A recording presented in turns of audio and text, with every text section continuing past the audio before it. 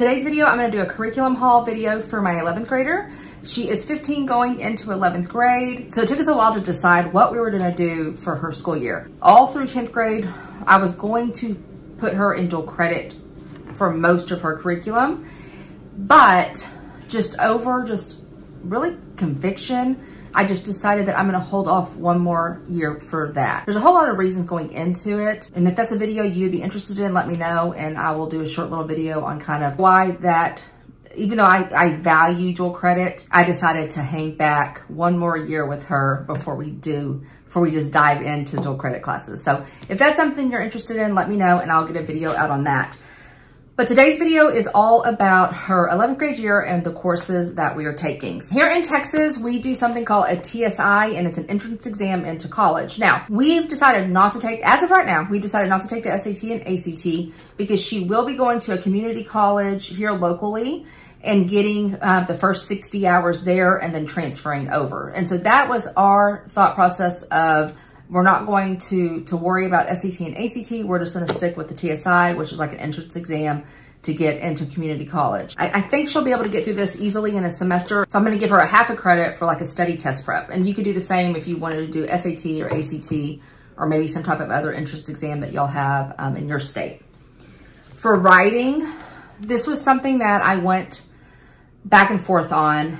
And I ultimately chose Essentials in Writing because I have used them in the past and I really do enjoy them. I stepped back last year because Sunlight incorporates writing, and we are using Sunlight but somewhere else. And so I wanted to make sure she has a strong foundation in writing. And because I don't feel adequate grading it, I did pay the extra to get it graded. So essentially she'll go in, she'll do her papers, and then she gets to upload those and get them graded from someone who is used to grading high school writing. So that was something that I really wanted to do with her at least 1 year in high school. So we're gonna go ahead and do that. And again, anything that I'm showing you, if you wanna look through or a further explanation, I'll be happy to do so. I'm just kind of showing you what we got and maybe giving you a little bit of background of why. Okay, the next thing we're doing it's called The Most Important Thing You'll Ever Study. She started this last year. It's the Survey of the Bible, the Old Testament, Volume 1. She's not completely finished with this, and so she's gonna continue on with this. If like mid-year she finishes it, then I will pick up the next volume. Okay, for literature, I really feel like we're gonna go heavy on writing this year, but of course I still want her to read good books. And so I'm started with, it's the Dover Thrift Editions, Great American Short Stories. And I believe there's 19, it says it's featuring 19 of the finest works from the most distinguished writers in American short story tradition. And I think we're gonna start with that. And then the rest of these, I haven't really decided the order yet, but that's something I will look at. Animal Farm, somehow she still has not read this, so we're gonna do Animal Farm. The Great Gatsby. Uncle Tom's Cabin. The Scarlet Letter, The Last of the Mohicans. And then I also have on the list, if we get through these, I want her to read Fahrenheit 451 and The Joy Luck Club. And so those are two that if we get through all of these and we have time, I will probably just get those from the library. I had a thought of doing Walk on the World's Rim. Let me know if y'all have read Walk on the World's Rim before down in the comments or know anybody else. It's kind of hard to find used and it's kind of pricey. So I was debating if I was going to do it, but if it's something that y'all think is really, really good, put that down below and I might go ahead and pick that up and have her read that as well. Okay. The next is American history. Now, Sunlight is a phenomenal, in my opinion, a phenomenal program. And it is pricey though, but I do think it's worth the money if you can't find it used. I have looked out and I have a friend that does Sunlight, and so she sometimes will sell me her stuff. But I actually bought this used on Facebook Marketplace. They have a Facebook Marketplace page for just Sunlight. And this is American History 120. And so it's about a 9th, 10th grade level, but she wanted to go and do US history. We've done it in the past. I was gonna do US history for dual credit, but she wanted to do it this year. And so I went ahead and picked this up. It was priced right. It came with this. It actually came with the literature as well. And I thought I was going to use that. The only problem was that all of the literature on there I would say probably 90% she's read. And so I was like, well, okay, so I went and found some other literature for her. So it also comes with this big spine, America, the Last Best Hope. And then I pieced out all of this from thrift books, eBay, and actually book outlets. So make sure if you're a book outlet person, make sure you're looking there. And then also Amazon. Amazon I got a few from. And so all of them were in really, really good condition and a fraction of the cost, unless I had to buy a few of them new. The only one I got that wasn't was this one, and you can see it has highlighting. And so just know that when you buy used, sometimes that happens. But majority of the time it will come pretty clean and ready, especially if you stay at those category levels of very good and good. And that's normally what I do. I mean, it's a bummer, but it's just part of it. And so if you want me to go in depth on what Sunlight, U.S. History Sunlight is, I will be happy to go through that with y'all as well. Another thing that we're gonna do, but actually, as of right now, I've decided that we're gonna do it in our group family subjects morning basket. I have a 10-year-old who I'm gonna try to incorporate this. Here, I'll tell you in a second what it is. I don't know how well it will be. It might be something just my daughter and I do by ourselves, but I'm going to try to incorporate Hebrew with my 10-year-old, of course, and my 15-year-old 11th grader during morning basket.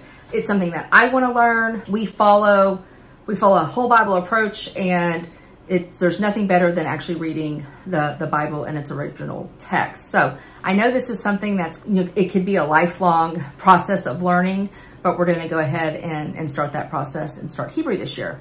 She did get 2 credits for Spanish already.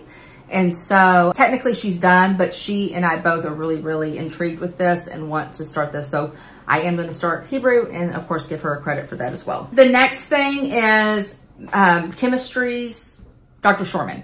If you don't know about Dr. Shorman, he does Dr. Shorman math and Dr. Shorman science. Price-wise, he is great because this can get really, really expensive with high schoolers. It can get expensive quick, which is why a lot of times I try to buy used, within reason, of course. But Dr. Shorman is an online science and math program. We already went through the math, Algebra 1 with integrated geometry, Algebra 2 with the second half of integrated geometry. So it's 2 years with 3 credits. The science, and then on the science side, she did IPC, which is integrated physics and chemistry, which is like a very basic 8th to 9th grade level. She did biology. This year she's doing chemistry, and she will get a lab book that they will send us. I haven't actually ordered it online yet because you get a year to do it. I know we'll get it done anyways, but I like to wait a little bit longer, and just in case we go into the summer for some reason to finish school. And so I'm going to probably order that August 1st. What I love about it is that labs are so expensive for high school science. So yes, you can purchase all of the lab stuff and do it at home, or he does it through the video online, and then your child can watch it and still fill out the lab book and act like, and it feels like they're there doing it. Another reason why we do it that way is because my daughter we all attend homeschool co-op, and she's gotten biology lab and chemistry lab through the homeschool co-op. And so even though she did the chemistry lab last year, it still works for this year. Talking about homeschool co-op, all of her electives are going to be through that. I don't have a list yet of what she's going to be taking because we haven't got that list of options. So I know a lot of times she'll do culinary type things, art in different various ways. She's done a finance class before, a personal finance class. She's got her speech credit. So if you're not a part of a homeschool co-op, definitely think about it because they can get a lot of high school credits that way. So that's just something to think about. Okay, the very last thing is math, saving that for last. I did end up buying this new because I couldn't find all of the pieces together. And so I just was like, I'll just buy it new. So it's Algebra 2, and you're like, well, Heather, she just took Algebra 2. Why are we doing this again? Because I don't want her to go a year without taking college. Technically, she'll be going into college algebra next. And I don't want her to go a full year. The thing about Dr. Shorman math you have to understand is whenever you're going through like all the data and you're reading, it is a honors level course, but you can take it down to non-honors by giving what he calls, like, you get to use a 8.5 by 11, I hate to call it cheat sheet, but I don't know what else to call it, sheet of paper with like formula and different notes, etc., for both science and math. And she was able to use that for both of her maths. At first I was okay with it because when she gets to this community college, they allow it as well. He is a professor, I want to say from Virginia Tech, but don't quote me on that. And so he obviously is seeing this as well. This is, I guess, a new thing. I don't know when it started, but in math classes, they are able to use, maybe not at every college, but at least here locally, they're able to use an 8.5 by 11 sheet of paper front and back with anything they want to put on it to help them on the math test. I personally feel like it is turned into a crutch for my daughter. And so as of right now, she's wanted to go into medical. She's wanted to be a lawyer. She has all these different things that she thinks she wants to do. She absolutely loves history. She's like, Mom, maybe I want to be a historian and be a professor one day. Okay, great. Then we'll work on, that track for you. But I still want to make sure that if she decides to do something else and she needs those math credits in college, she's going to go ahead and take them, because I don't want her to go many, many years without math and being like, man, I wish I would have had, that math credit I needed, because now I'm going to do this. And so that is my philosophy on it. I always want to prep her up for multiple things that she could go into. And therefore she will be taking college algebra, even if she ends up being a history major, because what if that changes and she needs multiple levels of math in college? And on that note, I want her to have a strong, solid foundation. I believe Dr. Shorman's math does that, but if you were going to tell me you can use this cheat sheet, I probably wouldn't put in 100%, right? And so from a logical standpoint, and really reflecting back, because at first I was like, sure, use it, that's fine. But now reflecting back, I'm thinking to myself, well, I'd rather her have that strong foundation because I know she can do it. She's a self-taught. She has always excelled at pretty much anything you put in front of her. Math is her weakest subject, but she still does well at it. And so I just want her to see that, yes, you can learn Algebra 2, not need a cheat sheet, and still pass it. So I am doing this Algebra 2 with her. Math was always my favorite subject. I took multiple levels of math in college for my degree. And so I have a business degree.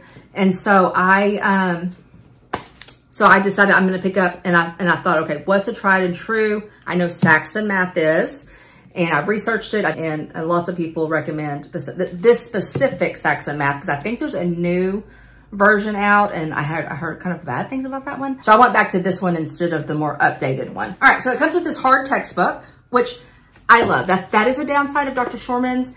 You can print out a textbook, which we never did. She would print out like sheets every day that helped her, but not the full textbook. And my daughter really thrives on being able to read things out. And so I'm happy about this.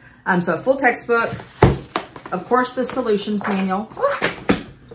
Even though I'm good at math, I didn't teach math. So solutions manual, make sure we're doing it right. A testing book with the answer key.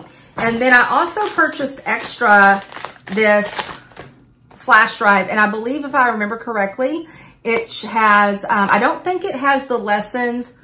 There's a lady, and I cannot think of her name. Why am I forgetting her name? But she always teaches Saxon lessons, and you can like purchase them online. It's not her, I don't think. I think it's just kind of showing it written out, some of the examples, and I don't know, somehow it's a digital form of kind of other things in here. Once I get this open and get going on it, again, I will let you know. If you want a look through any of this, I'll let you know as well. I know math for high school can be daunting. I'm not telling you not to let your kids use the cheat sheet. I just know for my kid, she will put her 100% in because she wants that grade. If she is going to get a decent grade and have a cheat sheet, she's not gonna put 100% in. Does that make sense? So for us, I've decided, you know what, we're gonna retouch. Now, are we doing this whole book? Absolutely not. We are going to pick through some of the stuff. I might even give her the first test and see how she does on it. Give her the next test, see how she does on it, that type of thing, and just see how she does. I'm gonna utilize it with this as we're going through this TSI book. So when she takes tests in here or online for TSI and I see that she's struggling in an area, then I can take the Algebra 2 book and I can go and we can do lessons over that. So honestly, that is how I am utilizing this book. She will have math every day and I will be giving her tests, but we're gonna start out with where are you at? And so I'm going to go in probably with test 1 and give it to her the first week and say, okay, let's see how you're doing with this. Is there anything we need to work on? Here's test 2. Let's see, is there anything we need to work on? Here's test 3, et cetera, et cetera. And that is how I'm going to approach it this year. Instead of just hindering this book and saying, okay, do Algebra 2 again, we're gonna really focus on things that maybe she is not as strong in. So that is where I'm coming from. I hope that makes sense. I did want to say that if y'all, I've been getting lots of questions on my videos that I've done even like a year ago. So I was thinking about doing a video for you mamas out there who have kids going into high school, or maybe they're a 9th or 10th grader and there's still some things you have questions about. I was a high school counselor. I don't know everything. I really don't. I mean, of course, when you're in a totally different state, there's going to be different circumstances. But I do have a lot of information like on dual credit, the testing, how to do a transcript, how to give credits, what's appropriate, what's not, etc. So if you have any questions like that, put those down in the comments below. I might even put like a thread on the community page as well. Then if I get enough interest, then I will definitely do a Q&A with those questions, if that makes sense. And so I thought that'd be something fun. I'm gonna put out another video just kind of introducing it. So if you see it twice, that's why. But okay, I hope you have a super blessed day and a blessed week. I also will have a families group subjects out next, and I have some haul videos coming. So like a supplies haul and then kind of just some miscellaneous stuff that I've been getting in this next homeschool year. I hope you have a super blessed day and a blessed week, and I will talk to you soon. Bye-bye.